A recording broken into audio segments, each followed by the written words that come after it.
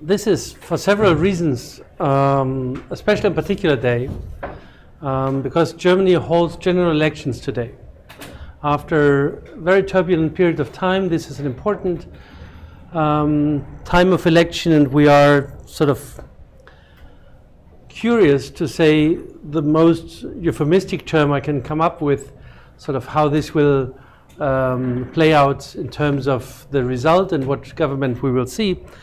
But I also just learned that today is not only Sunday, which I think is quite a challenge to make you come and attend this class, but also, and I wasn't aware of that, it's the day of the Indian-Pakistani cricket match.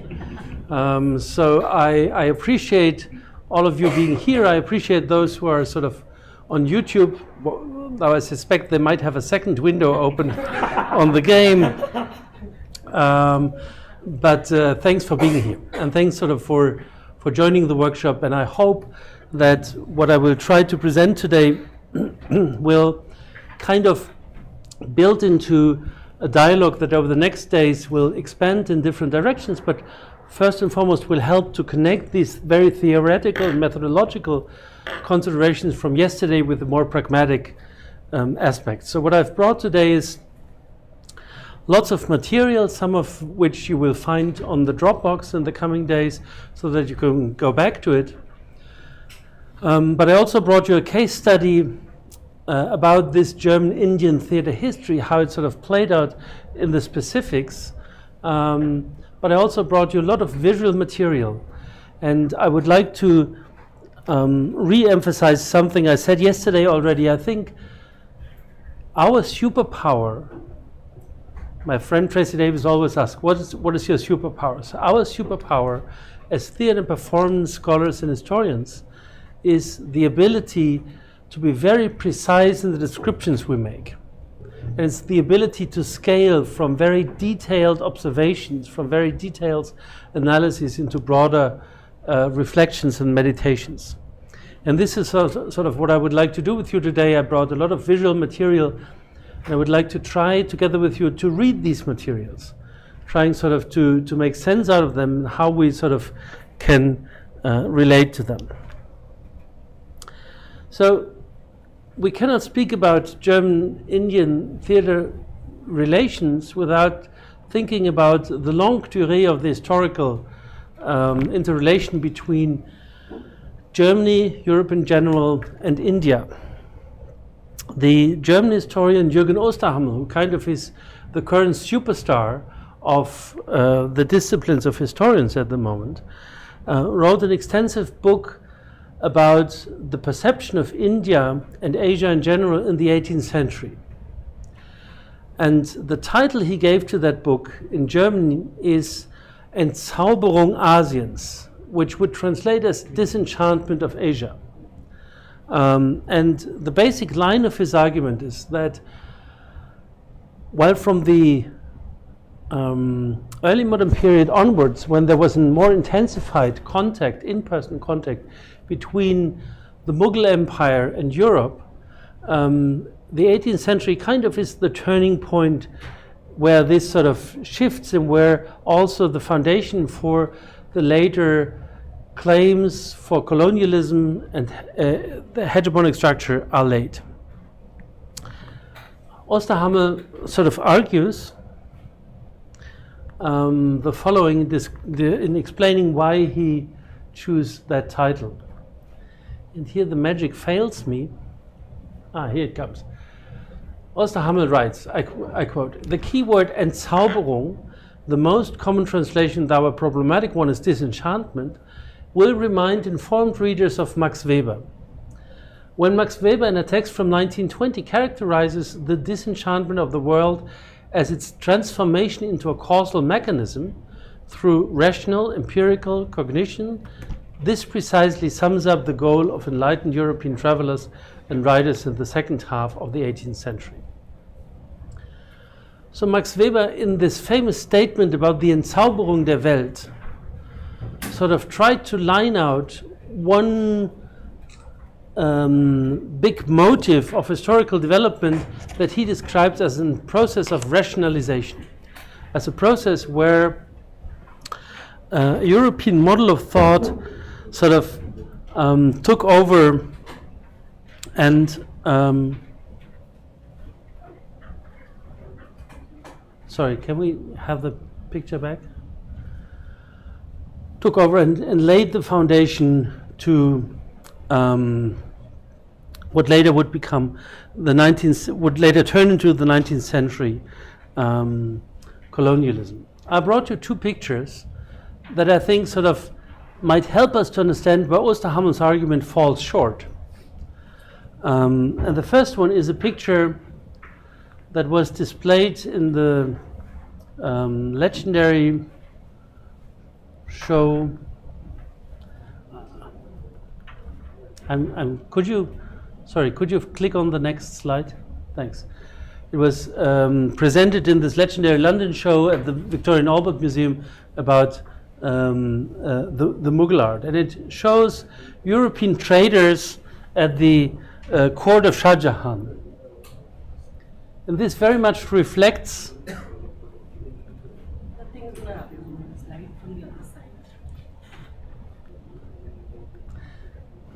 Yeah. And this picture very much reflects the reality of the first European Indian encounters in the early modern period in the 17th century, because you see these European traders, I enlarged them for you, sort of really being marginal figures of this larger panorama of the Mughal court. And it turned out that these first beginnings of Euro-Indian relations were, from a European side, much more than complicated and partly frustrating. Partly due to the fact that, especially when the first the first English ambassador to the Mughal throne appeared and offered the goods the English had to offer, I think it was Akbar sort of who asked his courtiers whether the King of England was so poor that he was giving gifts of such a poor quality. And you can also think that the main trading good, English wool, is much less appealing in the Indian climate than an Englishman of the 17th century might have thought. So this is what is reflected in this Mughal painting, that this relation began absolutely not on a vision eye to eye, but rather on a very asymmetric part, whereas this is an early 20th century painting by William Rothenstein that depicts this legendary arrival of Thomas Roe, the first English ambassador to the Indian court, and you see him here rather standing eye to eye with the Mughal and presenting his credentials. And this is part of an image series that was commissioned by the House of Parliament. It builds a fresco in a very prominent building, and it's an image series called The Building of the Empire.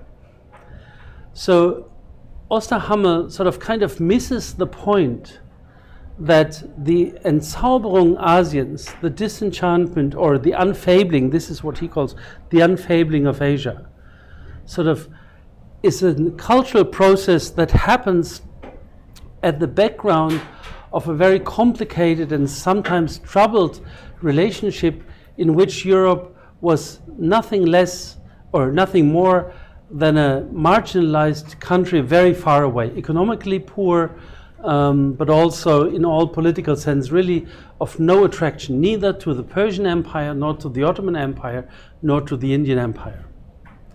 And I think it's important to understand this relationship to see what is actually happening in the process of the 18th and the 19th century, and it's a much larger shift than what Osterhammel imagines. And of course, the second shortcoming I see in Osterhammel's argument is that he has no eye to the economic realities. So the East India Company plays no role in his argument, neither do sort of many of the other economic enterprises happening at the same time. But we see this is one part of the outcome of this process, that the Europeans imagined themselves, flattering themselves as being equals to the Indian throne, which they haven't been until the mid of the 18th century. And I think this is important to be kept in mind. Where Osterhammel, on the other hand, is right is that the late 17th and early 18th century brought a huge fascination by European scholars for Indian culture and Indian literature. And especially in the 18th century, in the horizon of enlightenment, scholars started to deal with the linguistic tradition. There's a European fascination for Sanskrit, as you all are very aware of. Scholars like Max Müller in the 19th century sort of really bring this notion of the Indian culture to the European, to a European audience and a European taste. And among them are literary texts and also dramatic texts that are sort of step by step translated into European languages. Interestingly, and I'm not making the case for Latin again, but interestingly, Shakuntala was first translated into Latin before it was translated into English. And eventually, sort of, it made its way to the German language significantly in the year of 1789, the year of the French Revolution. And I think this really is some countering the quote-unquote Orient. There would be a chance to get to a pre-modernized Europe. The second was the understanding that this Renaissance would lead to new experiences of mind and emotion, vastly different from those familiar in Europe. The intensity of this expectation signified an escape from what was perceived as the degeneration in the quality of life in Europe, largely because of the industrialization. I think Romila Thapa invites us to think about the reception of Indian texts in the German context, rather than Osterhammel does as a kind of process of unfabling. Thapa invites us to see where the desire of the West lie in its encounter or imagined encounter with India. And the second point that Thapa draws our attention to is the fact that Europe underwent a substantial crisis in these years. So the modernization of the European societies, and Germany is considered to be, as Helmut Plessner once put it, quote unquote, the belated nation. So a nation that sort of was a couple of steps behind what happened in France and especially in the UK. And this was a deeply traumatic and critical process in this context. There are seats more in the front that might be easier to follow.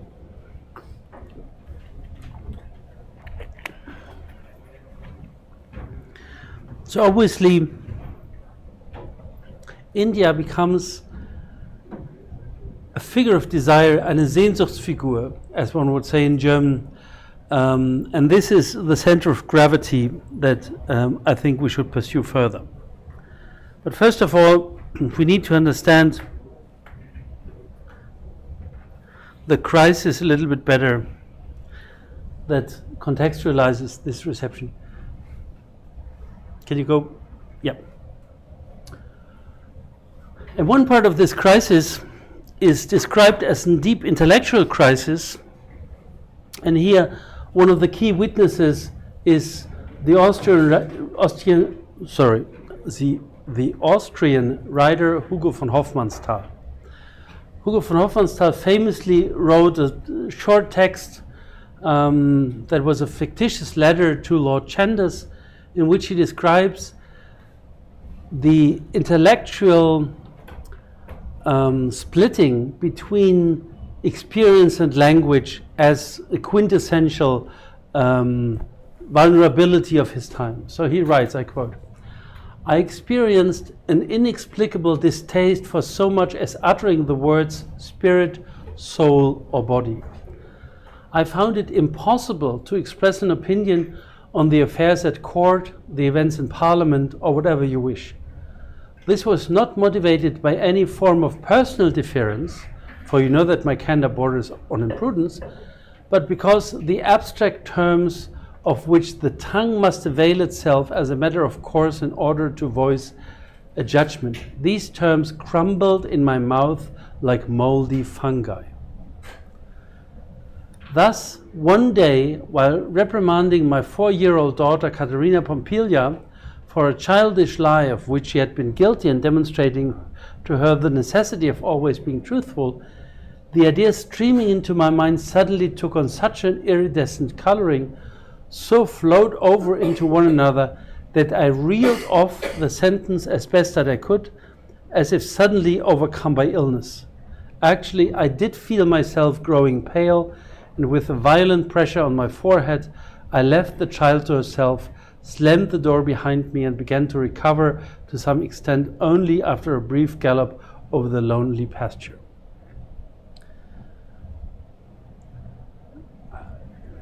Let me be clear, this is a very snobbish way of experience the crisis of European modernization. Let's be clear about that. So you need to be an Austrian or an imagined English nobleman sort of to indulge in this kind of crisis.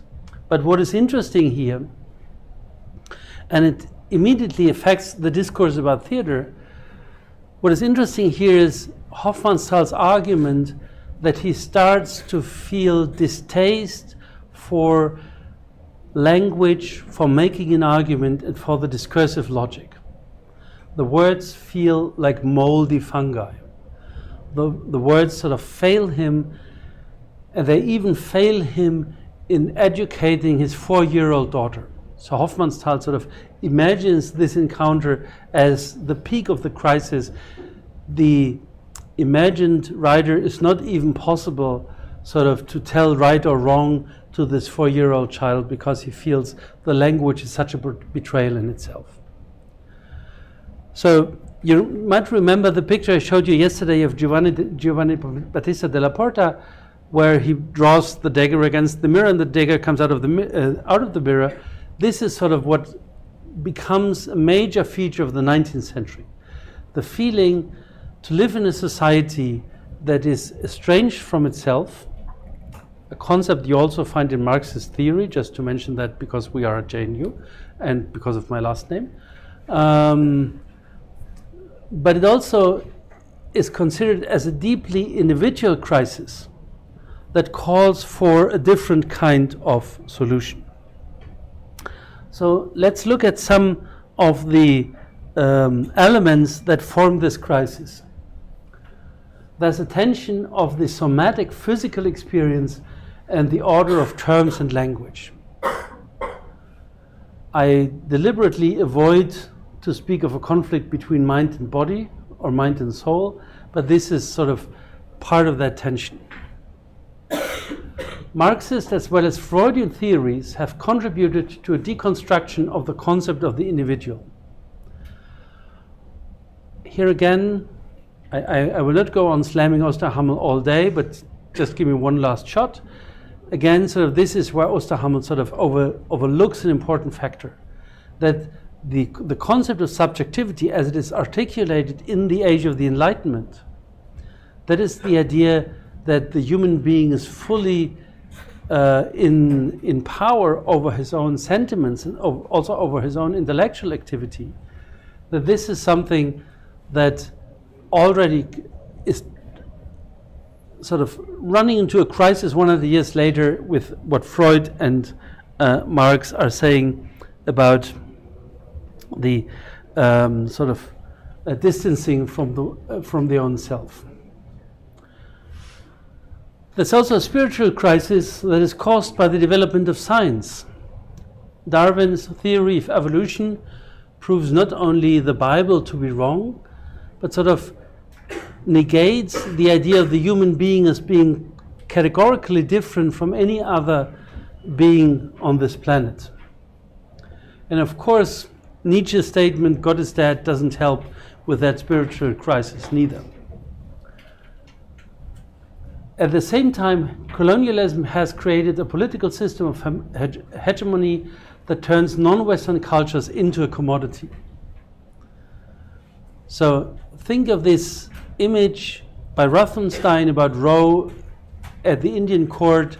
Sort of this is completely turning the historical truth around and projecting an image of the world where everything has a price and is a commodity at the wish and the demand of the West. The crisis is even accelerated by some media developments.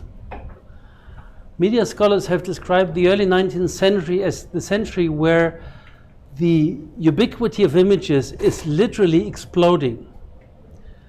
This is accelerated by photography and film, but also by printing techniques that are available from the beginning of the 19th or the end of the 18th century. Suddenly we see newspapers that are able to print images at large and very quickly.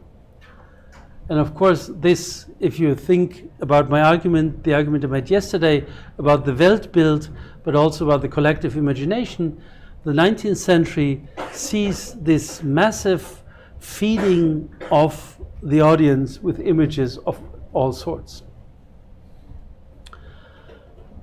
The globalization of trade and transport, epitomized in the practice of the world fairs that starts in the mid of the 19th centuries, this globalization brings non-Western cultures also physically to the West. So suddenly the West does not only experience those regions they don't travel to or cannot travel to through commodities, but also through a specific kind of theatricality in different forms. World War I, which to a certain extent is the end of this development or the epitome of this crisis, has not only led to revolution in the abolishment of political systems, but also questioned the West's ability to avoid total self-destruction. This is one of the key experiences many intellectuals take from World War I, that they see that the idea that technical solutions might save us eventually, and that everything in the world is a technical problem, leads to total self-destruction. This is one of the military experiences of World War I, especially in Europe. So it is before the horizon of this crisis that we have to look closer at the experience of the Indian-German theatrical relationship. Osterhamme, sorry, I can't let go so easily. Osterhamme sort of also leads us in a slightly misleading way when he talks about this unfabling of Asia, because it pretends that there's a process of rationalization. But actually what is happening in Western societies is rather a kind of systematic schizophrenia. We have a massive rationalization on the one hand, but we also have at the same time a desire for new forms of spirituality, for new forms of body-mind experiences, but also for new kind of aesthetic experiences. And this is not happening in different sectors of society, but we have to imagine this is something that happens at the same time, at the same place, with the very same people. So we have to imagine the 19th century West as a period and as a society that at the same time can live with this kind of cognitive dissonance, to doing two things that seem to be contradictory at the same time. So unfabling is only one part of it. So how does theater relate itself to this development? Here I brought you a costume design from a major revue. This was a ballet costume design. You can imagine that probably dancing had a different concept than we might imagine today. But these costumes are also interesting because they turn the female body into allegories of technical development. So here you see the symbol for the railway that conquers the world. Here you see the steam train as well as the modern warship. And here you see signatures of electricity signifying technological development. So on the one hand, the theater celebrates this technological innovation and embraces it. It would be a chapter in its own right to think about to what extent these technological innovations became palatable and experienceable through the medium of theater, through the fact that suddenly a theater used electric light instead of gas light, that theater sort of was able to run its machineries with hydraulic systems in a much more smoothly way than it did before. But I will not go there today.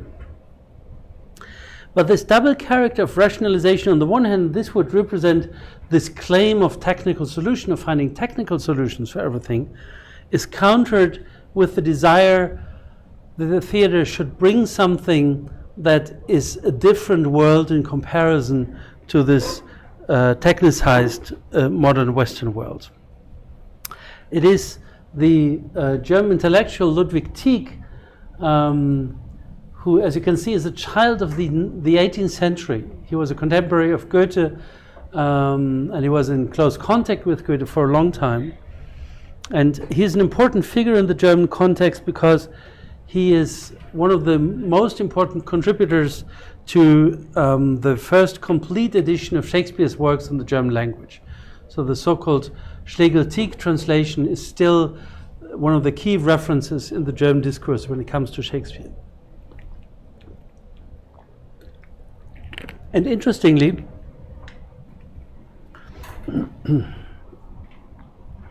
Tieck was particularly fond of one play that had not been performed since time immemorial, probably never before in Germany, and that is A Midsummer Night's Dream. A Midsummer Night's Dream, which today is one of the most popular and constantly performed plays. I think it would be good if we all took a break from Midsummer Night's Dream, but that's a different discussion. But neither in English nor in German was the play performed since the 18th century. In German, probably never before. And it was in the mid-1840s that Tieck kind of talked the Prussian king into staging this play. This play was considered to be a pure reading play, because how could you, by all means, present elves on stage? That would be ridiculous. That would be pure superstition. That would be something absolutely beyond anything you could imagine. So it's significant that when Shakespeare arrived in the 18th century in Germany and in German the language, almost all of his plays, with few exceptions, were performed eagerly. But The Midsummer Night's Dream was kept for pure reading. This was considered to be a closet play that sort of was so soaked in early modern superstition that it was absolutely unfit for any modern performance. But Tieck sort of was very persistent in trying to pursue a theatrical production of this very play. And by the way, for those of you who are very familiar with the play, remember that the key object of the controversy between Titania and Oberon is, quote unquote, an Indian boy. So it literally transpires this idea of a world that is going on beyond the European confinements. So the key that Tieck offered to the Prussian court to perform the play was music. And that is the legendary music by Felix Mendelssohn Bartholdy. I see you are very impressed. I'm sure you all know this music because it has this traditional wedding march that you can see in each and every American movie when someone marches to the altar. So this is what Mendelssohn wrote for the performance.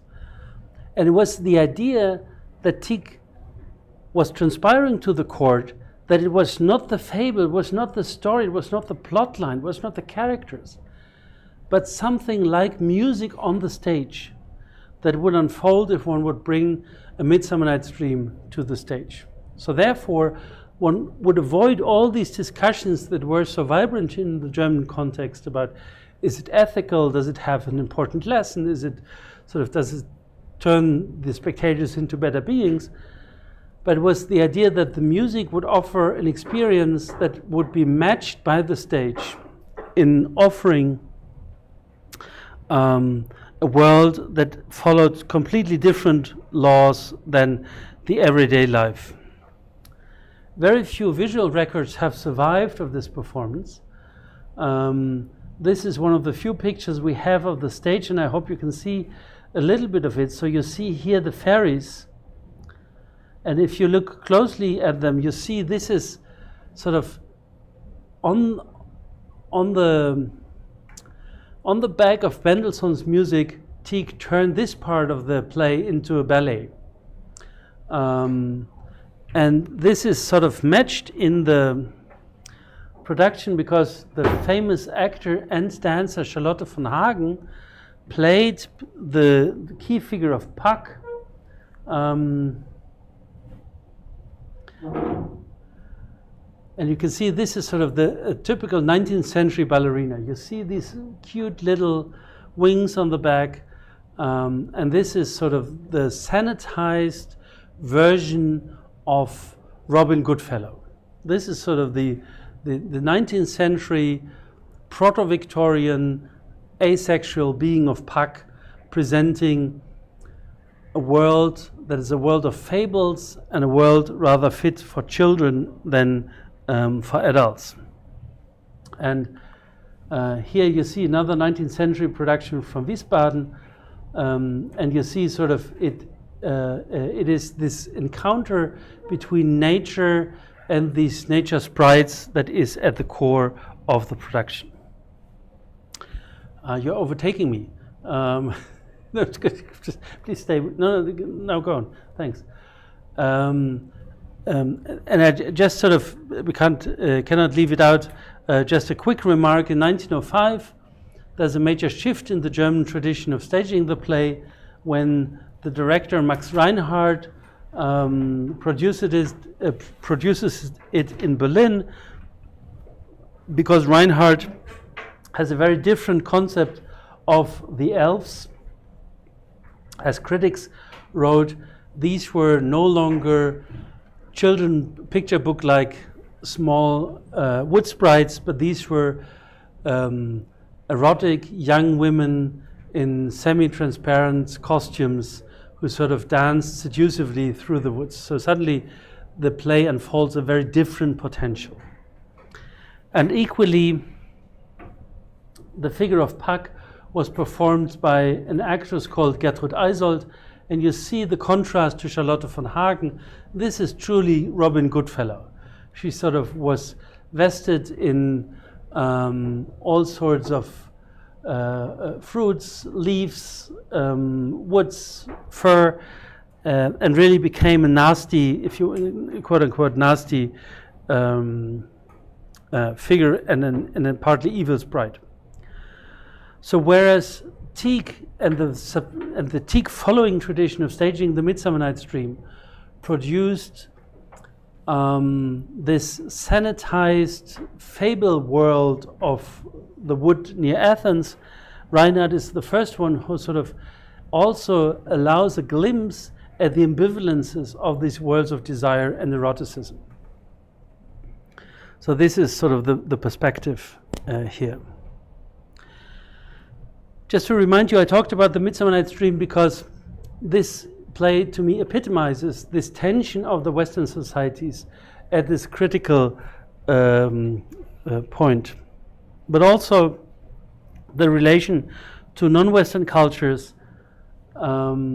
is sort of filtered through the lens of the theater. Here, for example, you see the troupe of Burhanettin Tepsi in a Berlin tour in the 1910s. This is one of the photographs in our collection, and unfortunately we don't have any further information about the performance of Tepsi in Berlin. But what is interesting is that if you look into Turkish histories of theater, you will encounter Burhan Tepsi as one of the most important protagonists of modernizing Ottoman theater, as being someone who brought Western standards to the Turkish stage. But obviously, to be successful on the Berlin stage, he had to fashion himself as a proper Ottoman proto-sultan, with a carpet, with a turban, and with the female attendants. So clearly, this European longing for a world that ran on different patterns was present also in the theatrical reality. At the same time, we see an entire series of guest performances of Japanese actors, starting in the 1890s. The famous actress Sadayako, for example, performed in Europe as well as in the United States. But what is interesting, and again we have a photograph from our collection here, this is a private photograph of Sadayako, and you see sort of that this stage persona had very little to do with her private persona, but authenticity was a key moment in this performance tradition in the 19th century. By the way, the lady here in the back is the famous dancer L03, who sort of after the end of her dancing career sort of started to work as a manager for Sadayako and other stars. And it's also interesting because obviously Sadayako and L03 had a fallout at a certain point because Sadayako seemed to develop ideas of her own, which was not the plan. So clearly you see the commodification of Asian cultures was very much in place, not only in the world fairs. This is something that is fairly known and discussed, but also on the European stage. And this is something we overlook so often because it leaves so little traces. There are very few reviews, there are very few documentations. And sometimes we only have these accidental photographs because they were advertisement material, but very little sort of comes after that.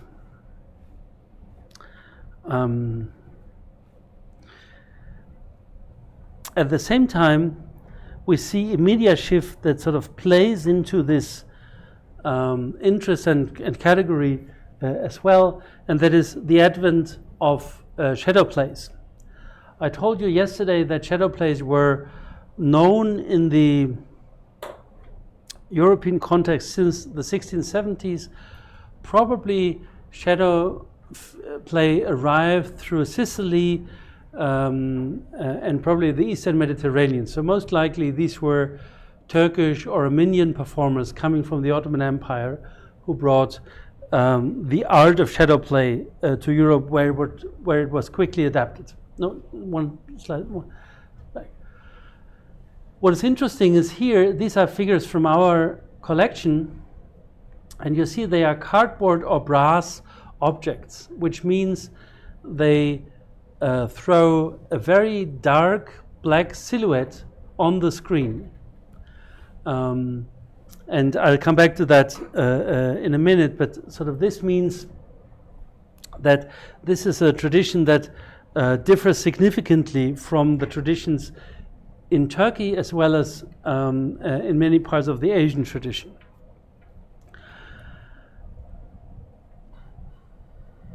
When the shadow play is first introduced to the European context, it is called, because it comes through Italy, ombre italienne, Italian shadows. But it is in the 18th century, and actually we know who the guy was who did that. The name will come to me in a second. Séraphin. In the 18th century, there's a performer in Paris called Séraphin, and he suddenly discovers that the name Italian shadow is a little bit lame, because of course Italy is still nice, but sort of doesn't have the oomph you want to have for sort of this new kind of presentation. So he comes up with a new name and he calls it ombre chinoise. And suddenly the very same theatrical practice is dubbed ombre chinoise. Could you skip one slide and go to the one after that? Yeah. Evoking the idea of the Chinese shadow play. But the European silhouettes have nothing to do with the translucent, colored, impressive figures of the Chinese shadow play. So this is just a discursive effect. And it has to do, or it plays in line with this idea of the European appetite, the European desire for especially Asian culture. Can we go one slide back, please? Thank you. So here we see one of the few visual records we have of shadow plays in the 18th century. It's by the famous Polish-German engraver Chodowiecki, and here it is already called the Ombre Chinoise, but we see this is a silhouette play. And actually we know the play because it's called The Broken Bridge, and it's a play by Séraphin that becomes iconic for the art of shadow play. So clearly there is a sense that the performative should be in line with this idea of this interrelation, this, and when I called it dream of India, I didn't mean a dream in the sense of an individual Freudian dream, but sort of rather in the form of a collective desire and a collective interest that sort of pushes forward these forms. I think that's a good point to take some questions if you have some.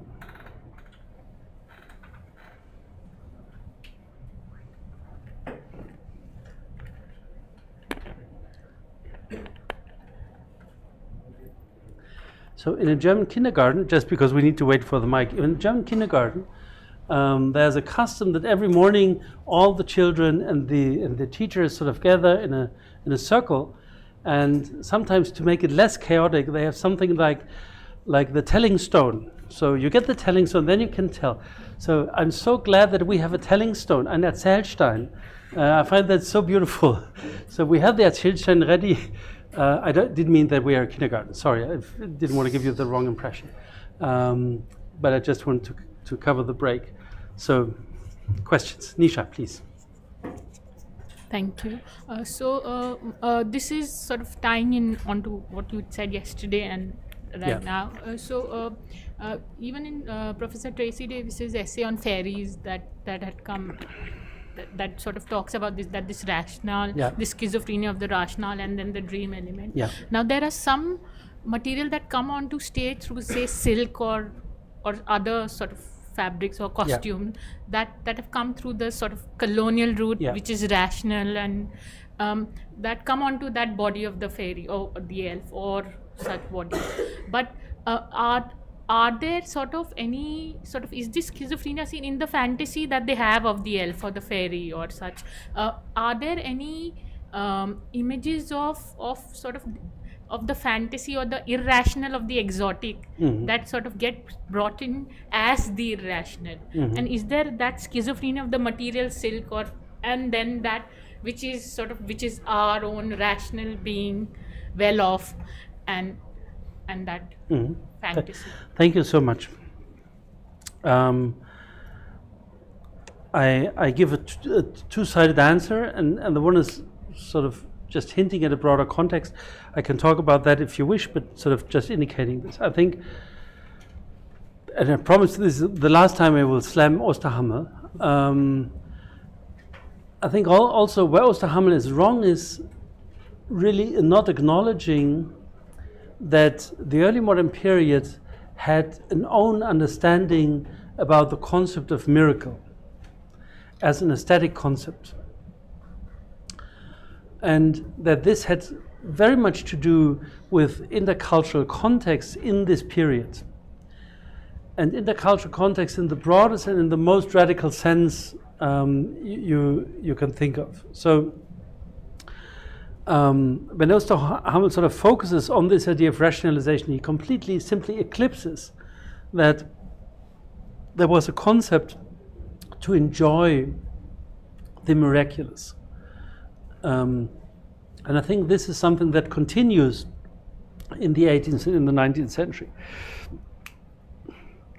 Something that we tend to overlook, and I've been very fascinated with that, is that of course in this horizon of somatic enjoyment of the miracle falls also the question of the culinary, of food and drink, spices and senses, and also of course olfactoric impulses. So to come to your question, that's my second point. If you look at the history on how coffee is received, and how sort of the West gets extremely nervous about people drinking coffee, and sort of questioning whether sort of it weakens the intellectual capacities, whether it sort of leads into addiction. I think this is an example of this sensual quality of the quote-unquote exotic that sort of is made into a commodity on the Western market, and that it sort of that it becomes a sensation that you sort of can enjoy. And very early on, I mean, the first coffee houses in the West started in the 17th century, and by the 18th century, at least in the larger cities, it really has become customary to go to a coffee house. But it is the sensation of coffee itself that still, is kind of this middle ground. And very clearly, I would argue, very clearly transpiring the sense that the world goes far beyond the confinements of Europe and far beyond the control of Europe. Does that answer your question? Can I? Yes, please. So, because you spoke about schizophrenia. Sorry, because you spoke about schizophrenia, I forgot the story. Yeah. So on stage, when these materials sort of what I wanted to ask is, in the performance, during the performance, is there a clash of sort of not binary clash, but sort of constellations that jar, so this circuitous route of the colonial sort of fabric that comes from the empire through the labor of Europe, and others that have made their roots through sort of the cognitive sort imagination or sort of the exotic or the irrational. So like you said, the elf and this whole pre-modern superstition, because they have to be also this pre-modern has to be imagined for this audience in terms of being irrational, like this is the excess. Now when that gets imagined, is there a clash between what has been accepted of that colonial route and the and what will be taken for the exotic? I think, I think this is sort of really what happens in the 19th century. So the 19th century sort of sees the establishment of a specific order. So while the 17th and the 18th century sort of in its discourse about these elements seems to be sometimes, I wouldn't say overwhelmed, but sort of clearly embracing the sensation of what they are experiencing. The 19th century sort of tries to categorize them and put them into a different order. And yet, in many cases, I still would argue that things happening on stage or in the performative spectrum at large sort of has to do with the fact that there is no awareness, for example, of labor going into the production of silk. There's no awareness of labor in the appearance of gemstones or gold or anything else that is sort of usually attributed to the staging of, for example, of Asian cultures.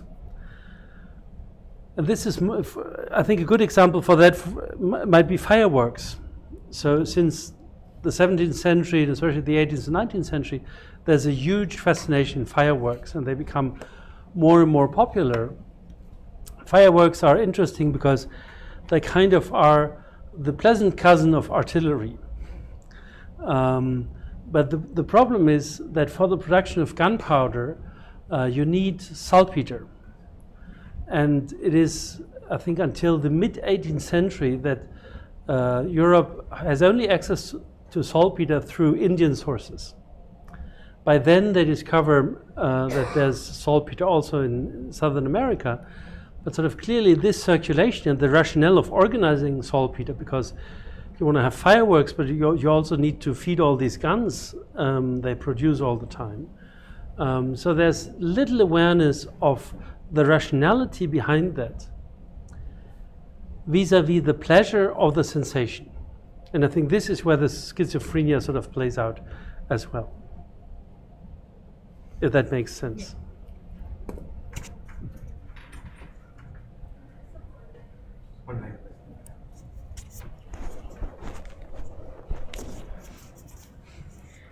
Okay, so the first question is, can you please enlighten me about the contradiction of silhouette puppet characters against the Chinese shadow puppet characters you shared on screen?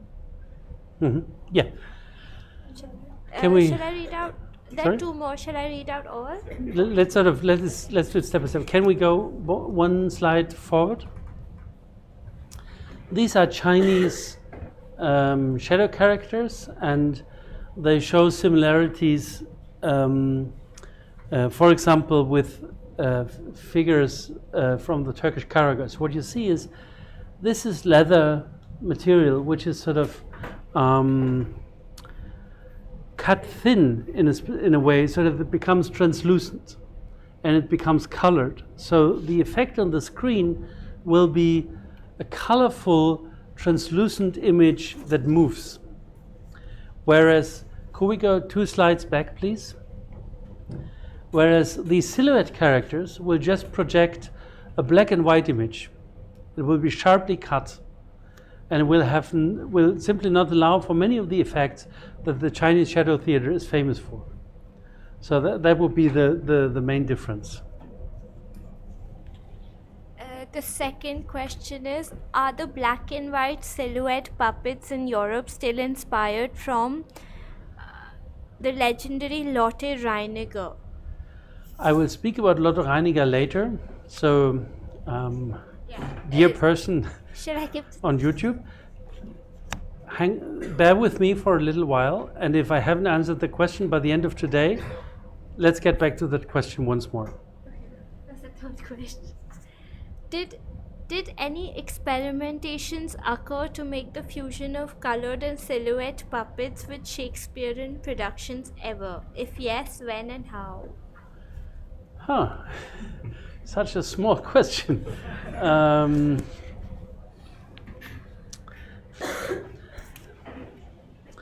There have been several attempts to play with the projection of shadows at large, also in Shakespearean productions. I will speak about some of them tomorrow.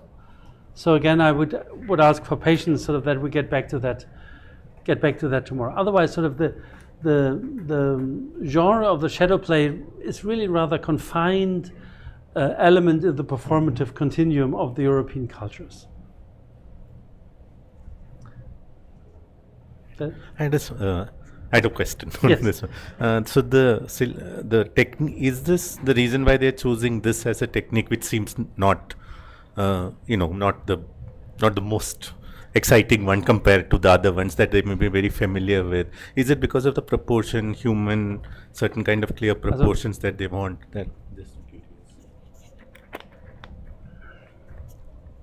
I think, first of all, you're perfectly right. This is not the most exciting form of shadow play. And I think it partly has to do that in the European tradition, it never really becomes a genre in its own right. It's always kind of a sideshow. So for all the documents I know about shadow puppets in the 17th, 18th, and 19th century, it is something that troops do on the side. And it is sort of not before the mid of the 19th century that we sort of see more experimentation with this form of visual art. I still would argue, although I completely concede that it's not right, the effect is astonishing. And this is something I mentioned yesterday when we talked about acting in general. The idea of the ethereal body, the idea of a character that is not graspable physically, is something that really obsesses the 17th and 18th century. The idea that something appears that is not of the same ontological order as the human being in flesh and bones. This is sort of what kind of runs on in the background of this, I would argue, if that makes sense. And I think otherwise they simply were not able to do it. I think there never was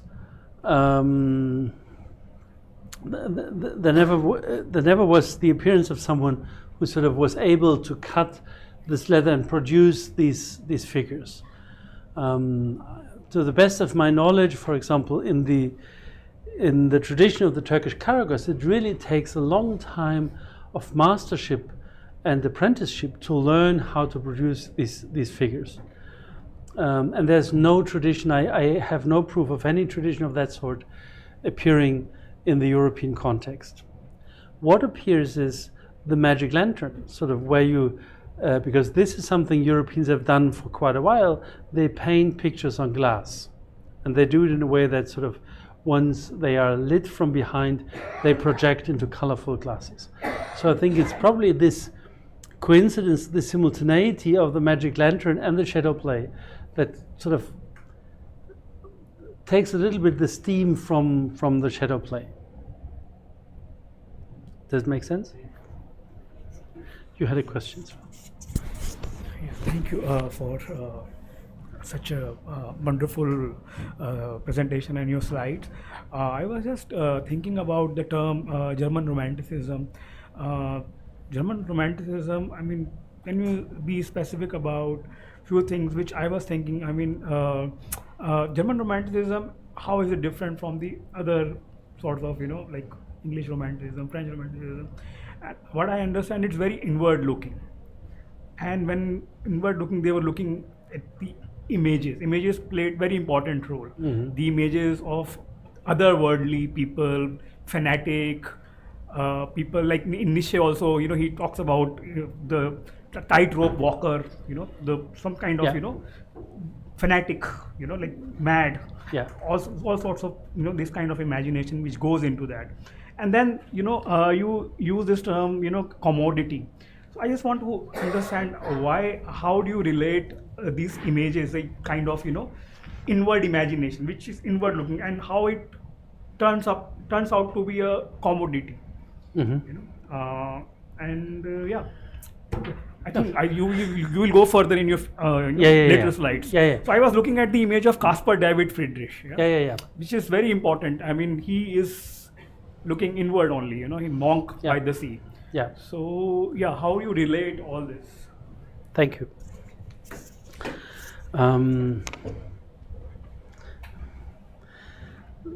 I first give an answer tongue-in-cheek, and then I give a serious one. Mm-hmm. So the first one goes as follows.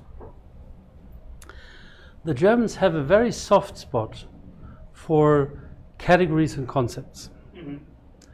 Sometimes beyond the point of usefulness of these concepts. So if you look at the case of Goethe gets born in 1749 and he dies in 1832. So one of the reasons of Goethe's success is he simply survives everyone else. He literally buries all his adversaries during the course of his lifetime. Literary scholars sort of tried to grasp the literary developments. They would talk about early enlightenment. Then there would be Sturm und Drang, which is the opposition to the Enlightenment. Then would come the period of the classic, which basically is Goethe sitting in Weimar and being very comfortable. Then there would become the Romantics, and then it would go on and on and on and on. So for a period of 80 years, you have, depending on what you choose, 5 to 7 periodic categories. And in most cases, they are built on the idea of literary phenomena or art historical phenomena. As a theater historian, I can't work with them at all. They're completely useless. They're completely useless because I see that there are plays coming from Sturm und Drang or plays coming from the classics, but the actors performing them are still the same. And it's a little bit like what happens in the early 20th century when you have sort of this race for, you have naturalism, experimental, blah, blah, blah, blah, right? But if you look at who's doing the stuff, you see there is a longue durée. So I would be cautious, and I see where Romila Thapa sort of has chosen German Romanticism, and I think that sort of makes sense in her context. I personally would be very cautious with that. Because I think, as a cultural historian, I would rather be interested in this crisis that begins at latest in 1789 with the French Revolution, and sort of actually goes on until at least 1871, when Germany becomes a state after the German Franco War. So this would be my historian's answer to that. But you asked me also about the specificities of what is associated with Romanticism, and I think it has to do with a concept of an interiority and a subjectivity that is very rich, slightly irrational, but also that is an early response to this idea of the Enlightenment as doing away with everything that has to do with the supernatural. So media historians have marveled about the question why at the end of the 18th century we have this wave of occult performances. And they are of interest to media historians because they involve magic lanterns, they involve all sorts of projection techniques, among them shadow plays. So when the shadow plays arrive in the 1670s, no one takes an issue, apart from those who think they are boring. But 100 years later, you suddenly find statements from ecclesiastic authorities saying, oh, whoa, whoa, whoa, whoa, whoa, these are people who pretend to conjure ghosts. Don't believe them. So instead of assuming that we have this series of rationalization that then goes through several crises, I think we have one longer development where the question of the supernatural is always lingering in the backstage. It simply doesn't go away. And these media sort of have the ability to upload themselves in a specific way, to become the expression of this interest in the occult, in the supernatural, something they haven't had 100 years earlier. In this sense, I would say, what happens if we look at the phenomena of Romanticism from the same line? Where do they pick up motifs, stories, images that sort of have been there since the 17th century? And how do they sort of relate themselves? This is what I argued for yesterday when I spoke about constellations. Sort of how do they relate to a new constellation emerging in the 19th century through the social development of urbanization, the economic development of industrialization.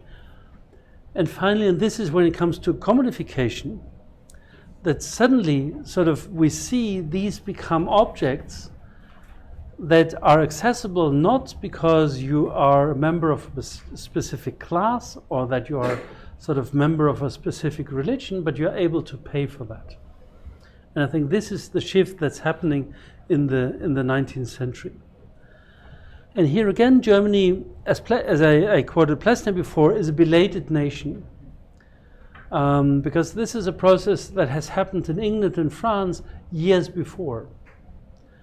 Germany doesn't see this explosion quote unquote, in the growth of theaters in number before the mid of the 19th century.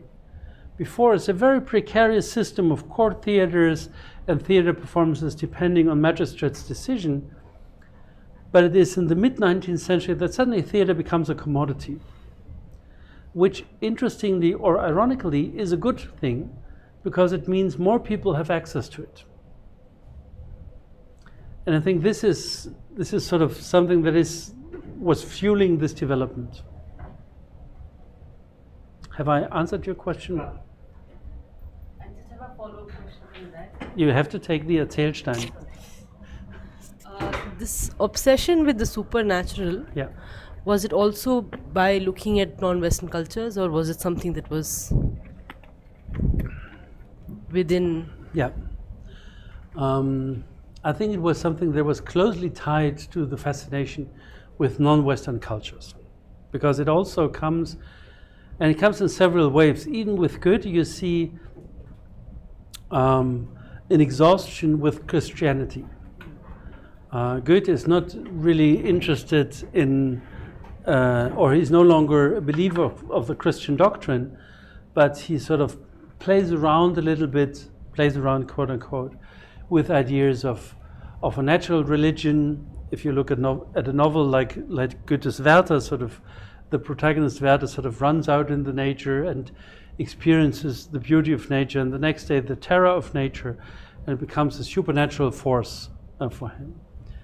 In the 19th century, this crisis sort of even increases remarkably to an extent that Nietzsche, for example, makes the argument where he says it is the Judeo-Christian tradition that invented the concept of guilt to suppress the people's desires.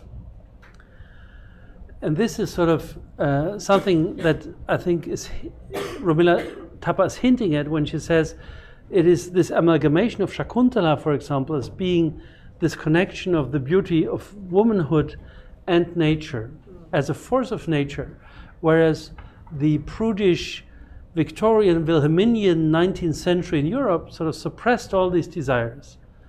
This is what I meant when I showed the pictures of Puck. So they are purifying Puck until he looks like a small child. And actually, in the English tradition, it is until well into the 20th century that the Midsummer Night's Dream is performed very often as a Christmas panto, because it seems to be so appropriate for children. So the famous director Herbert Beerbohm Tree stages A Midsummer Night's Dream in 1900, and when Titania appears, she always appears like a kindergarten teacher surrounded by a group of small children.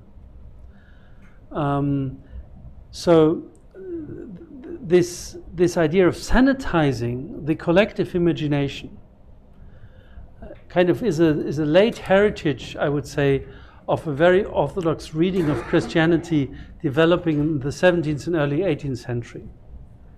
And the more they insist on controlling subjectivity, the more grows the desire for a world that is different from that. And of course, this also plays into the hegemonic logic of European colonialism. This is Edward Said's argument. So this is when the Orient is invented, quote unquote, as the opposite of lavishness and seduction and sensuality, everything that is prohibited in the European context.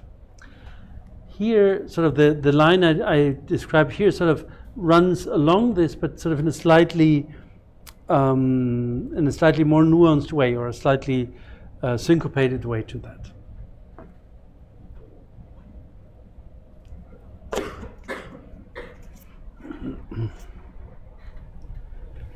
I wanted to talk about Shakuntala, the case study. With the help of this as a case study, can we trace that how the perspective has changed or not? Especially because you're talking about how it got translated, read, from the Indian context. But how about when in 70s, when it was also performed? I will come to that. Okay. I will come to that later. I have plenty material. All right, thank you. I would sort of ask for your patience. Are there more questions to be addressed before?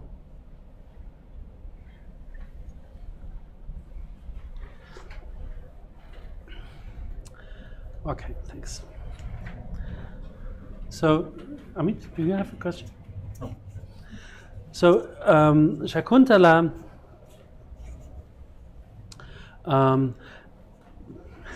directly jumping to your, can we go 2 slides ahead? One more? Yeah. So Shakuntala sort of becomes a part of the theatrical repertoire in the 19th century.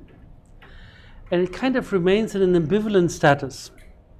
So this is one of the few cases where in our archive I find more visual material than reviews or textual material. So what I brought here is, so there are 2 plays that really sort of score high on the European repertoire. That's Shakuntala and Vasantasena. The Clay Card, I think, is also the other title. little clay car. Sorry, it's a little clay car. So what I brought to you here is a set design from a company that did nothing but producing set designs. Because it is not before the 20th century that the idea that a set design should be developed for a specific production really takes hold of the European stage. By then, you would have a couple of specialized companies, so-called ateliers, who sort of would produce stereotypical sets theater directors could order. And here we have the rare case, the Atelier Mühldorfer explicitly produced these for Wasserunterseener somewhere in the mid-19th century. We don't know whether it was staged at all, but it was clearly something that was at offer. We have other catalogs from the ateliers where it simply says, quote unquote, Oriental Room or Oriental Palace. And maybe sort of we take the chance of using this as an exercise. So what is remarkable about the set design? What springs to your eye? What do you see? What do you think is sort of special about what the Atelier Mühldorfer is offering? What is transpiring about the space they are imagining? Did we get the Erzählstein? Can I have the mic?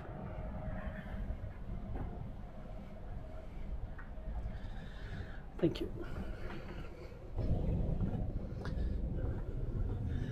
I know this is what you all feared most. This is the interactive part of this session. One of many interactive parts. So what do you see? You asked the question. Yeah, so for me, it does not look very Indian. That's number one, and it looks like a mixture of a lot of Muslim and the other cultures. The carpets, especially from that point of view. So it's kind of a mix, and I don't know. I mean, that's what I'm getting. So it's if you show me this, I would not know that we're talking about an Indian context. Mm-hmm. That's the thing that's coming to me. This was part of the performance? This was the offer for a performance. We don't know whether a performance happened. So this is sort of what they provided. You could order that. You could say, I want to stage Wasserunterseener, and you would get these two sets as hangers for your theater. And I think your first point is absolutely well taken. It has nothing to do with India. This is sort of, we simply can discard the idea of authenticity. This has nothing, less than nothing, next to nothing, absolutely nothing to do with India. But what transpires as the idea is an Indian space? How, the first thing is to say this is inauthentic.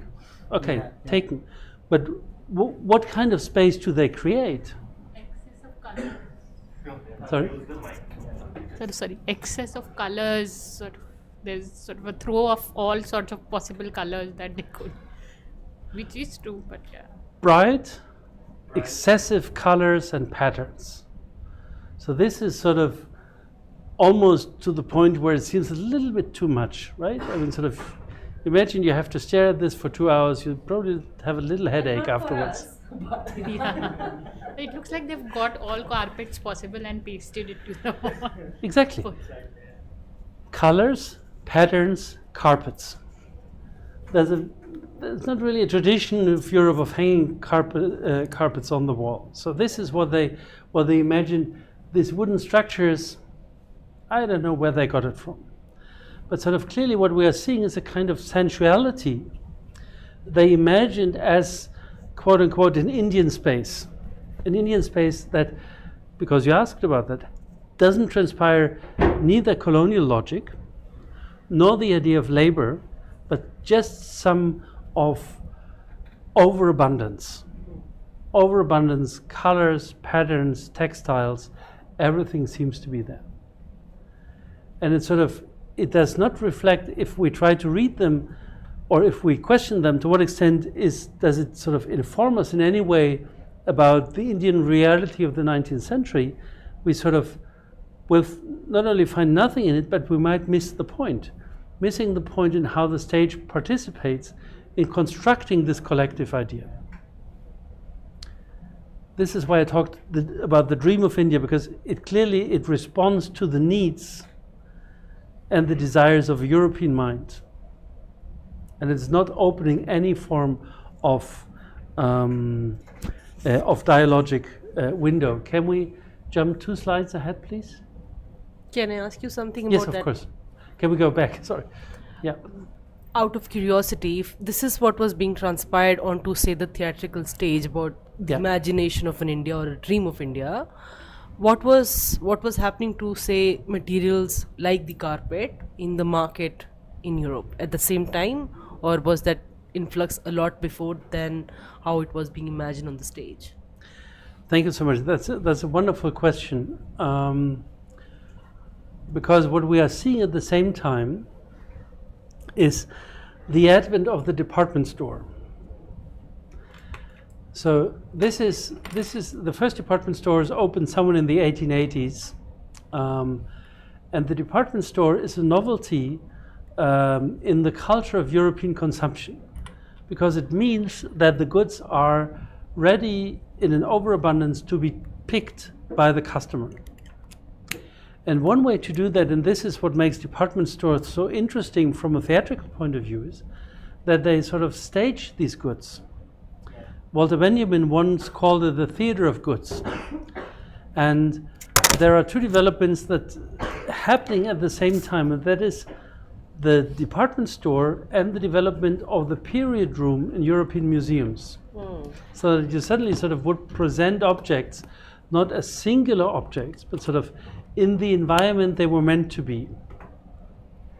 And of course, this is the same logic that we see from those global villages at the world fairs in the 19th century.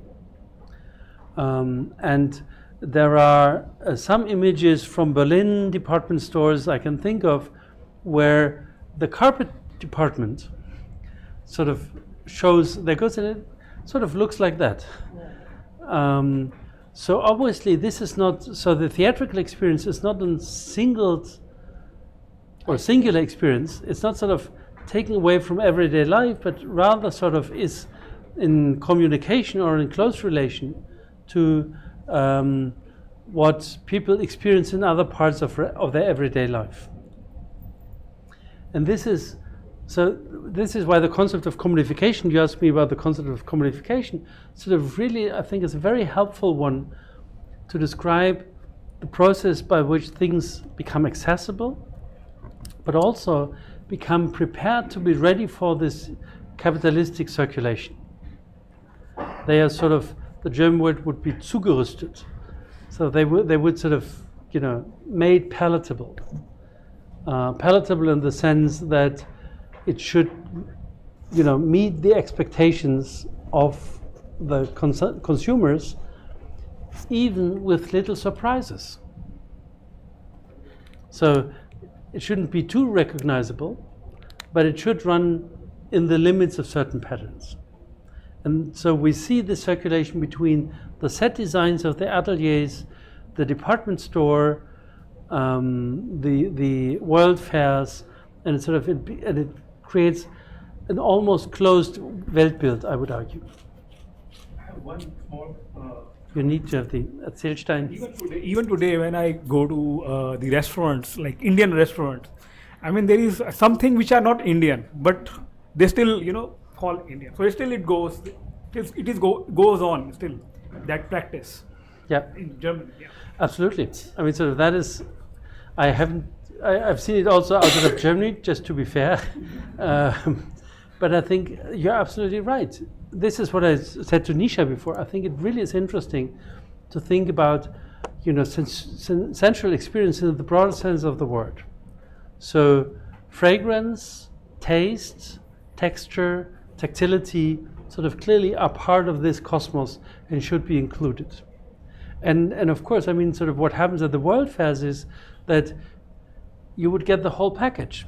You sort of would get, the quote-unquote Indian village, and they would serve you quote-unquote Indian food, or what the British or the Germans or the Austrians sort of would take for Indian food at that time.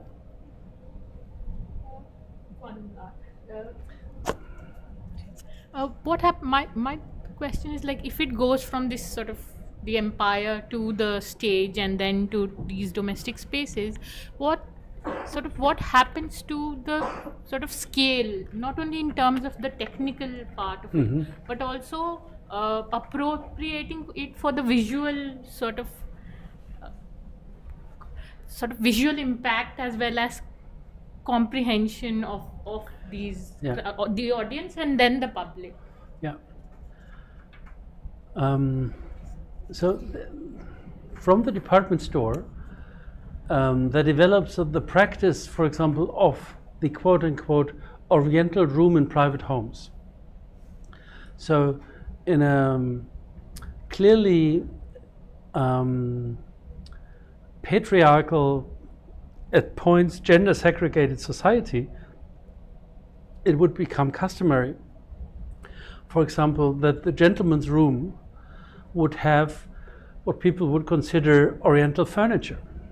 Sometimes carpets, so sometimes objects that actually might have been imported, but sometimes something that a carpenter in Vienna or Berlin or Paris would have dreamed of as something being exotic or oriental. So it really becomes a pattern also of private consumers' lives.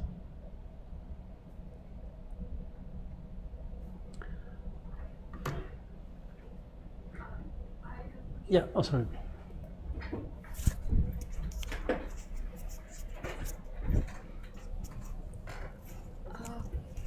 Yeah, I wanted to ask, like, I'm still confused between why we are, understanding these two images as like not so Indian, because this dates back to 19th century, and I don't understand why we are, just trying to comprehend these two images in terms of Indianness, as if Indian as a nation was, existed at that era. Rather than, I was thinking, because these images might represent, or it might, represent the residues of different empires and dynasties of India. For example, Persian carpets. So there were trade route already in function before 19th century, and there were trading going on, and Mughals were there. So this might be considered as a residue of Mughal, trade that they, they got some from Persia and implemented in India for that matter. And similarly, the wooden arches, like ornated wooden arches, might be a residue of Chaitya arches from Buddhist era, which was already been discovered before 19th century in different caves. So there, like, what is your idea of Indianness? And second is why we are not considering it through the lens of a sort of result of amalgamation from different dynasties and empire that existed, and as a residual images or imaginary idea of India that they created. Yeah, thank you so much. My response would be the following. I think, first of all, the question of authenticity misses the point, because these are inauthentic representations of India. But they become interesting in the sense of what Edward Said calls an imaginative geography. So it projects an idea of what India is, in the sense of what I described yesterday as a Weltbild. So it projects an idea on how this complex, historically complex, culturally diverse continent sort of transpires to the European eye.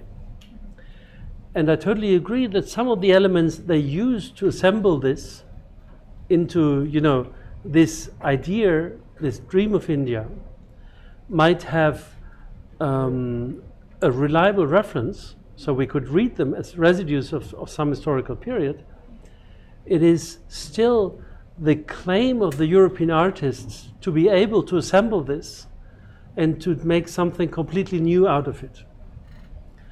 So if we try to read this sort of as proof or as an element in this Saidian idea of the imaginative geography, it is the act of the assemblage or sort of putting things together that historically don't belong together, that sort of might be significant and interesting. This is what I argue here for. I still sort of think that we also can question whether single elements sort of represent specific or become readable as referring to specific historical periods and regions. But would this transpire to the European eye? Or would it be used for the mere effect as an element sort of that is commodified in putting it together here in this context? Does it make sense? Yeah. I think sort of what is important is to keep in mind this is not a claim about an intercultural dialogue. This is not a claim of being something that actually happens in a dialogical way. But in line of this Saidian argument saying, where Said argues that Orientalism produces a geography which then sort of can be used in very different contexts, can be used in a static context, but also can be used in a very clear military, hegemonic, economic context and exploited for that. And there sort of these single elements kind of lose the specificity they might carry to the eye of the one who's able to identify them.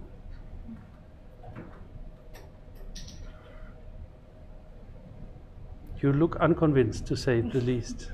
No, I'm still thinking about it. But yeah. I just wanted to say one more thing on this. So just again responding to the question there, that I'm thinking that what is also important to note is that we're talking about Shakuntala and Vasant Sena, right? So perhaps that also evokes a certain imagination for us in terms of what we know about that. And so it seems, and would that imagination would have a certain kind of a design. Again, that could come because of our understanding and knowing that. Does that match it or not? And from that perspective also, I feel that there was a kind of a gap or a mismatch, you know. Absolutely. So that's what I wanted to say, that from the would that be Indian or not Indian from that perspective? No, but I think it's sort of, I would sort of encourage to ask, what is the assumption that makes one feel competent to make this compilation? What is the attitude sort of that allows people to say, well, I put it together in this way because it's more effective? Can I try to give a weird parallel example, and if I fail, we still stay friends?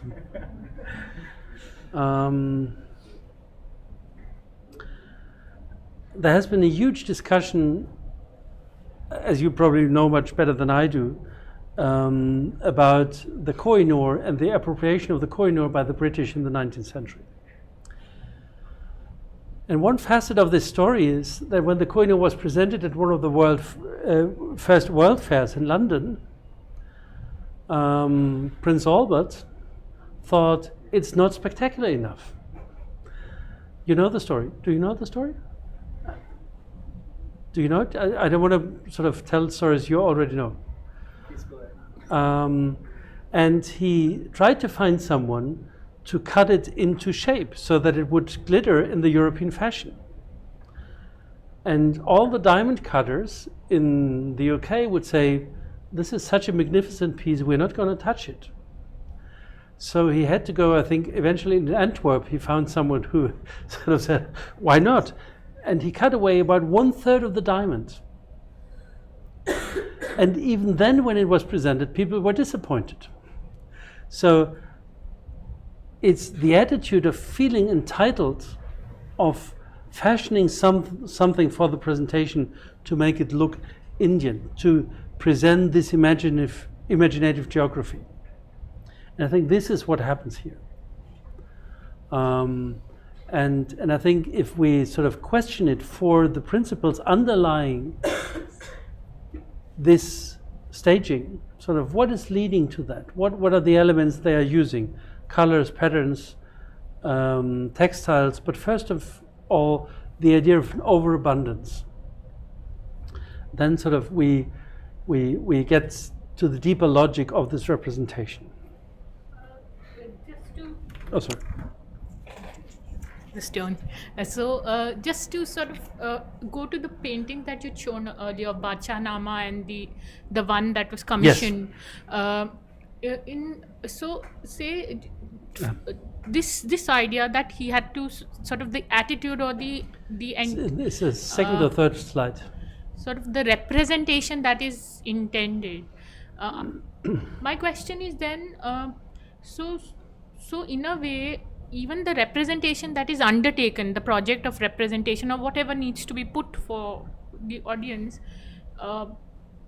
is more of what it would show of the sort of the presenter's relationship to the object. Absolutely. What tone needs to be sort of set in using, not conveyed, but sort of set in or foregrounded or constructed using that. Yeah, I think it is symptomatic for the attitude of those who produces these images. It is symptomatic and indicative to the assumption someone has about the audience and what the audience desires and what the audience wants to see. So success in this logic, sort of in this commodified logic of images, depends on the idea, do I have a right expectation of what my audience wants to see? And how do I cater best to it?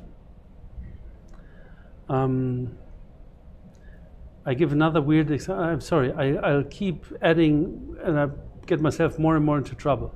But the London V&A, which holds one of the largest collections of artistic objects from the Mughal period. Sorry? No, the V&A, the Victoria and Albert Museum. They decided to mount a show of these objects. And I think there's a lot of merit in the show, and it's a very impressive and interesting show. But at some point, they added an ambient sound. So suddenly you find yourself surrounded by the sound of an Indian street scene, which is completely unrelated to the objects they are showing. The V&A would never ever add the ambient sound of a port when presenting images from Rembrandt, because he was from Amsterdam, so he was close to the sea, and let's have some seagulls. Right? This would appear as ridiculous. But obviously, even the curators of this V&A show, who really put some thought into that, felt the need to provide some kind of all-embracing sensual experience to make these objects palatable to the audience. I find that most annoying. But it clearly sort of shows something about this principle of staging that we see in the Mühldorfer atelier. And it's sort of, I think it really illustrates in a very convincing way this Saidian argument that these stagings are not just aesthetic projects or products, but sort of that they play into a larger cultural discourse where they unfold in very powerful logic about presenting a space.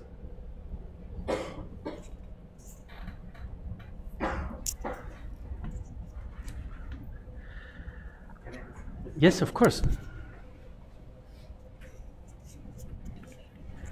About the same two images only, because we are looking at colorful, extravagant, luxurious part, etc. Can we go back to the Mühldorfer, the one we had before? Yep, thanks. But was this commissioned? This production happened, or is it just? No, the logic of these companies was that they would provide standardized sets. They would assume that people are interested in it. So Mühldorfer is a rare example because they say this is for Vasantasena, but were very similar designs. They could have brought 50, 60 other examples from other ateliers, where it simply would say Oriental Palace, and whatever you stage there sort of would be fine. I'm just wondering, because I don't know whether it's the issue of seeing proportions like this, because this is also a very strange kind of room. No, it's more like a claustrophobic room or a panic room than actually, because it's more deep. It's actually not even a square, but it's sort of really more like a passage, and also pretty. It's colorful, all of that mismatch, etc. But also it's very consciously mismatched and chaotic. No, like even that room is. It is not as symmetrical, colors, palette, none of them. Here also it is not symmetrical. I'm just sort of wondering because some of the other stuff that you've seen, it's also beautiful, it's also in proportion. Is there something in the story about actually, because I can't place this in the story per se at any point. Well, the story has this indoor perspective. I mean, sort of some of the scenes are happening indoors. But actually, to me, this looks like a typical 19th century bourgeois salon.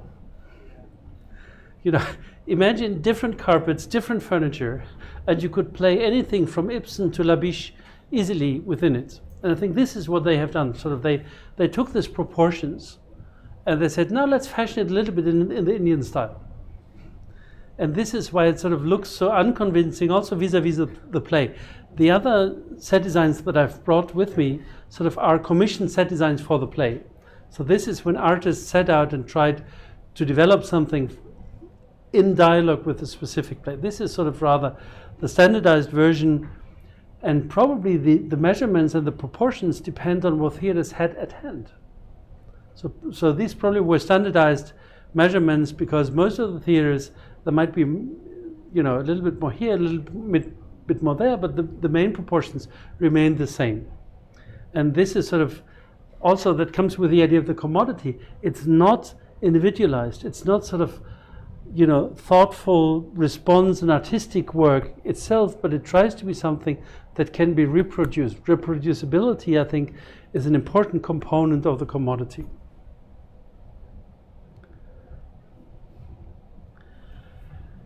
Can we move one slide further on? So the picture that I want to show you now, just a second, and then I suggest maybe we go on a little break, is a 1909 Shakuntala production from the Court Theatre in Berlin. And allow me, before we see the picture, to give you some basic idea about the Court Theatre in Berlin in the year 1909. The Court Theatre was part of the Wilhelminian representative complex, and it was known to be aesthetically notoriously bad because they had a lot of money at hand, but they had not really sort of a large of an artistic impulse in these years. But it's also important to keep in mind they had a repertoire of about 80 different productions they would show within a season. So many of these productions would have very short rehearsals, usually just enough time to rehearse so that actors don't hurt each other. And usually they would use elements from other decorations that would be reassembled for the purpose. So if we could see the next slide, please. We know literally nothing about this play, about this production. Apart that it is Shakuntala in 1909. We sort of can place the scene, or we can imagine what scene it is. But for example, if you look at this guy here, he would also be a very good Moses in any biblical play. And sort of, this is also kind of an indifferent way of costuming. It sort of really airs a very vague idea of any Indian court this might relate to. And you see also that these columns you can also use very beautifully if you want to stage an Egyptian play, Aida, something like that. So this is really not the attempt of a dialogue. This is not the attempt of, getting in an exchange, in a process, but rather sort of giving a vague impression of something that says this is someplace else. this is someplace else and it follows rules we do not fully comprehend, but they are nice to watch. And I think this is really the epitome of this sense of commodification. You also see these fake carpets here as hangers above. So clearly something that was not at the forefront of the aesthetic enterprise. This was not an artistic endeavor someone tried to put forward with a lot